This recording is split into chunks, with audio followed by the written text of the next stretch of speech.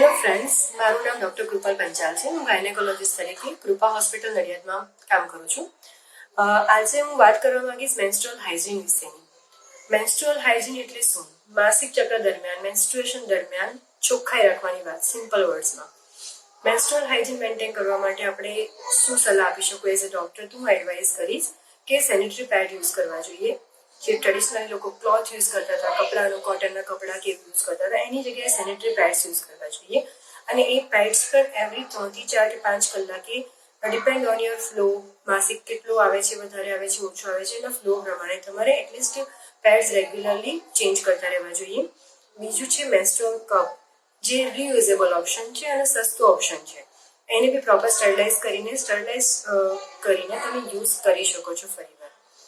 Menstrual hygiene વિશે વાત કરતા આજુ બી લોકો અચકાતા હોય છે. એમને એવું લાગે છે કે દર મહિને આપણા શરીરની ગંદકી શરીરમાંથી બહાર નીકળે છે, પણ એકચ્યુઅલમાં એવું હોતું નથી. મેન્સ્ટ્રુએશન એટલે શું? દર મહિને 28 દિવસે, એવરેજ 28 દિવસની સાયકલ હોય છે મેન્સ્ટ્રુઅલ સાયકલ. અને એ મોસ્ટલી એવરેજ 4 to 5 ડેઝ માટે રહેતું હોય છે. મોસ્ટલી 5 ડેઝની સાયકલ હોય છે.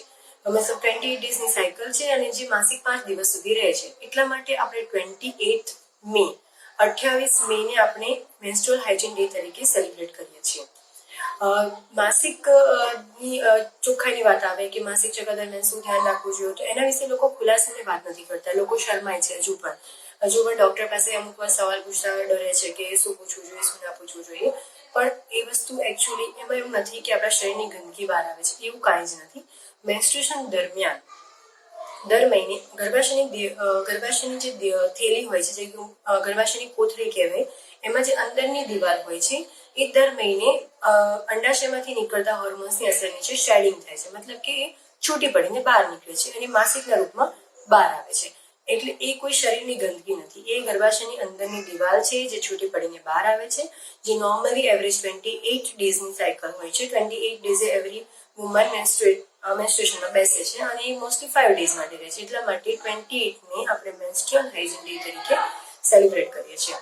મેન્સ્ટ્રુઅલ હાઇજીન વિશે વાત કરવામાં કોઈ શરમ ના રાખવી જોઈએ, કોઈ સંકોચ અનુભવવો ના જોઈએ. કોઈ પણ પ્રોબ્લેમ લાગે તો ડૉક્ટર પાસે એની પ્રોપર સલાહ લેવી જોઈએ. Thank you.